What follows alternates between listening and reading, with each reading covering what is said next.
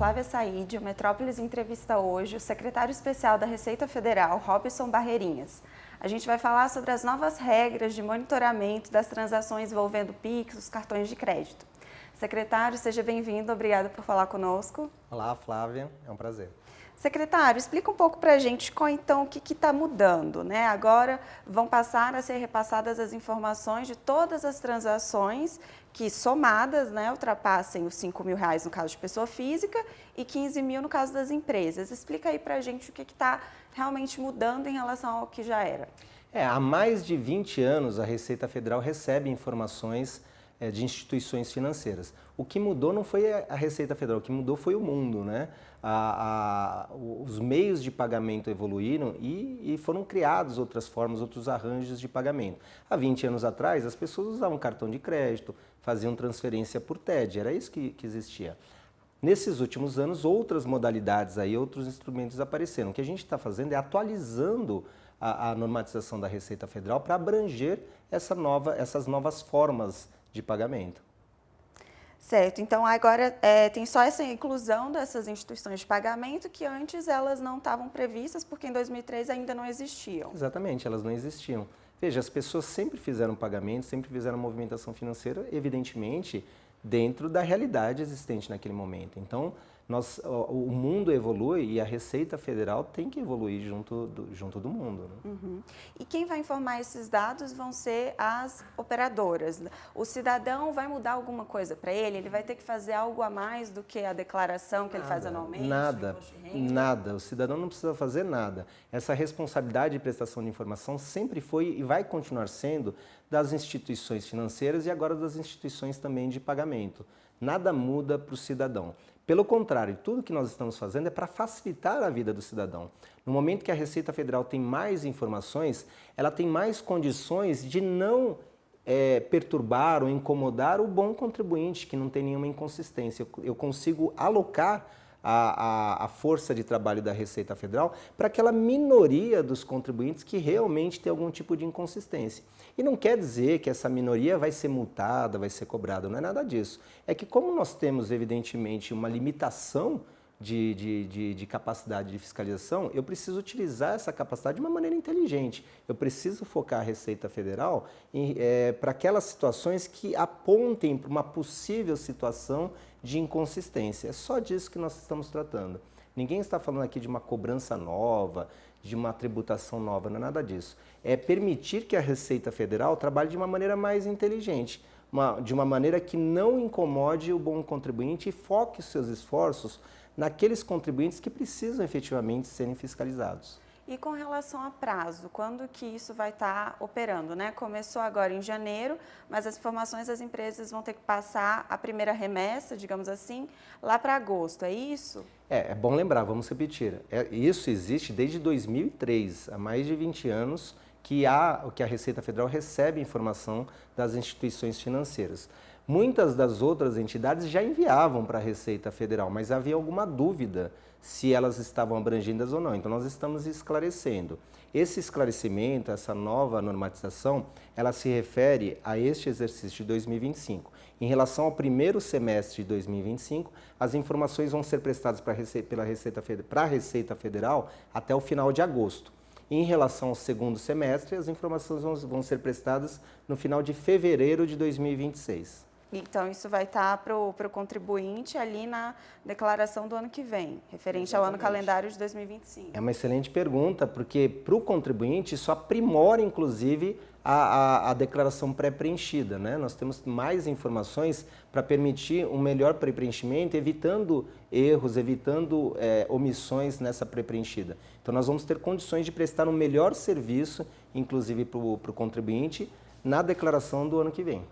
Secretário, para deixar mais claro ainda para a população, para o público que está nos assistindo, vai haver alguma elevação, alguma criação de novos impostos? Para o senhor falar isso aqui de forma clara. De jeito nenhum, nós não estamos tratando de tributação nenhuma aqui, nós estamos tratando de informação. A Receita Federal vai ter uma informação de melhor qualidade, exatamente para que o bom contribuinte não seja perturbado, que ele não caia indevidamente na malha fina, que ele não seja fiscalizado desnecessariamente. Tem uma estimativa, assim, se vai ser uma maioria, uma minoria que vai passar a receber aquela famosa cartinha da Receita, que vai estar sendo mais enquadrado? Não, veja, como eu te disse, essa sistemática já existe há mais de 20 anos. As pessoas usam cartão de crédito há mais de 20 anos. A Receita recebe informação de cartão de crédito há mais de 20 anos. E a maior parte das pessoas nem sabia disso, porque ela nunca foi incomodada por isso. O foco da Receita Federal ele é direcionado não só pela movimentação financeira. A Receita Federal tem uma série de informações que alimentam nossa gestão de risco para que nós possamos direcionar a fiscalização. A movimentação financeira é só mais uma delas. E como eu disse, se a pessoa nesses últimos 20 anos nunca caiu na malha por conta de movimentação, não é agora que ela vai passar a cair.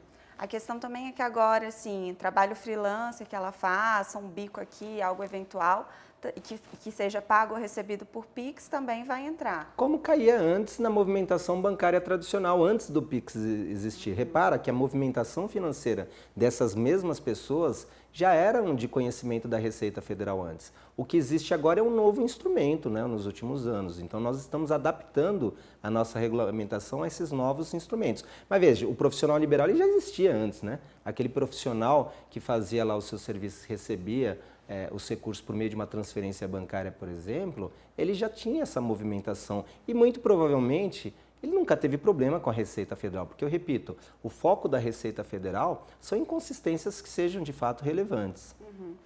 Apesar de não ter essa majoração de impostos, essa medida ela pode gerar algum efeito arrecadatório? Não, ela não tem uma função arrecadatória, ela tem uma função de uma melhor prestação de serviço para o contribuinte, como eu disse. No momento que a Receita tem mais informações, melhores informações, eu consigo focar naqueles contribuintes que precisam ser fiscalizados. Dito de outra forma, aquele contribuinte que eventualmente cairia numa malha fina, cairia num escopo de fiscalização, ele vai deixar de ser fiscalizado, porque a gente vai ter uma qualidade melhor das informações. Secretário, também tem uma preocupação com a relação à privacidade. Como que será resguardado o sigilo bancário, né, a lei de proteção dos dados pessoais também?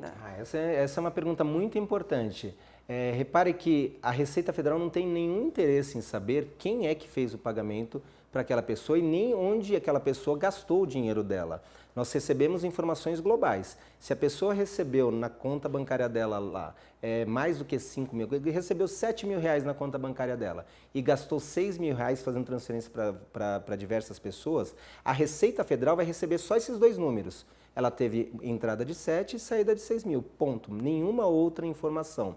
A Receita não só quer, como não pode receber. Nós tomamos o cuidado de colocar na instrução normativa que a instituição financeira não só não precisa informar, como ela não pode informar nada que permita a identificação de quem fez a transferência para essa pessoa e não pode incluir na declaração nenhum dado que permita identificar onde aquela pessoa gastou o dinheiro. Então, repara que não só a Receita não só não quer saber dessa informação, como ela veda, ela proíbe que a instituição financeira informe para nós sobre esse detalhamento. E assim, a gente garante o sigilo bancário, não há nenhuma infringência ao sigilo bancário, pelo contrário, nós estamos reforçando esse sigilo no momento em que nós proibimos as entidades a fornecerem qualquer dado que permita essa identificação. Então, o cidadão pode ter segurança que ele não vai ter as suas transações expostas. Exatamente. Eu repito, a Receita Federal não só não quer essa informação, como ela proíbe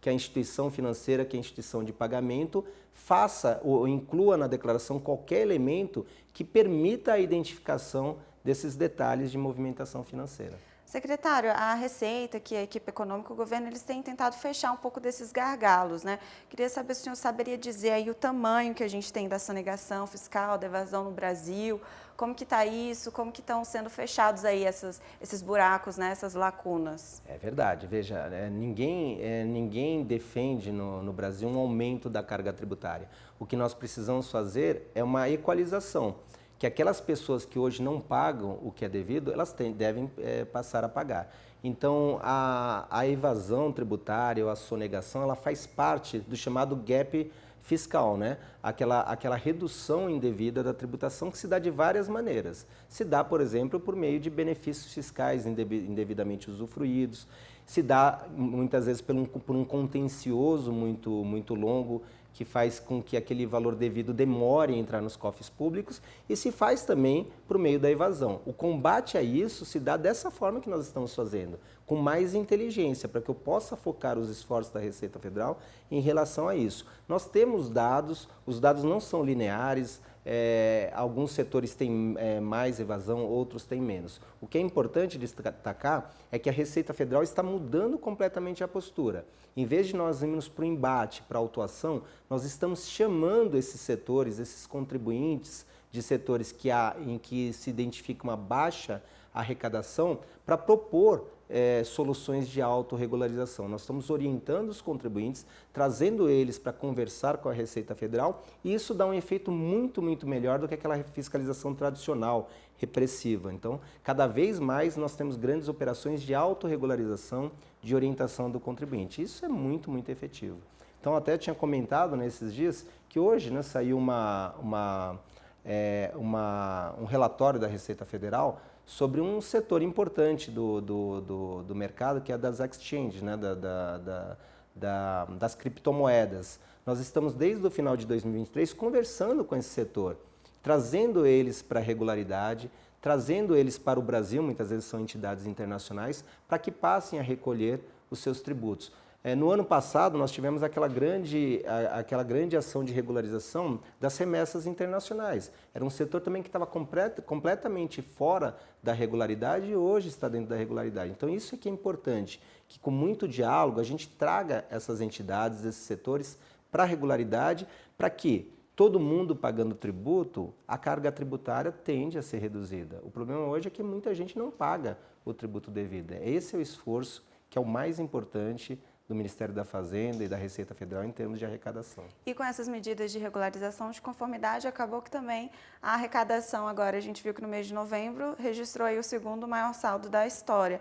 Queria só um comentário do senhor a respeito disso, apesar de essas novas medidas para o PIX, não terem esse efeito arrecadatório, mas uma palavra do senhor a respeito disso e também para o senhor comentar um pouco para o nosso público aí se a Receita vai ser um leão, como que é esse papel aí que está sendo? É verdade, veja, essa medida das declarações da e-financeira, do aprimoramento, é mais um passo no sentido de tornar a Receita Federal mais orientadora, tornar a relação do fisco menos conflituosa com os contribuintes. Então, durante esses últimos 2 anos, nós tivemos vários avanços nesse sentido. Uma série de ações de autorregularização, de conformidade, como eu disse, uma série de programas de conformidade para evitar o litígio. O maior inimigo da arrecadação é o litígio, é o contencioso. Quando o fisco briga com o contribuinte, ninguém sai ganhando. O contribuinte gasta dinheiro com o advogado, gasta tempo do administrador no litígio com a Receita Federal. A Receita Federal gasta um esforço imenso nesse litígio e não recebe nada. Quer dizer, só se gasta dinheiro, mas a arrecadação não aumenta em relação a isso. Então, tudo que nós fazemos é no sentido de reduzir litígio e nós vamos continuar nesse sentido. É por isso que a Receita Federal, ela não pode ser um leão com um bom contribuinte. Ela tem que ser uma mão amiga, que oriente o contribuinte, que muitas vezes, inclusive, o contribuinte não recolhe, não é porque ele não quer recolher, é porque ele não entende. A legislação realmente é muito complexa no Brasil. Então, nós temos que orientar o contribuinte, trazer ele para a conformidade, evitando ao máximo o conflito. Então, certamente, a Receita tem que ser muito mais gatinho do que leão. Eu costumo, de fato, dizer isso.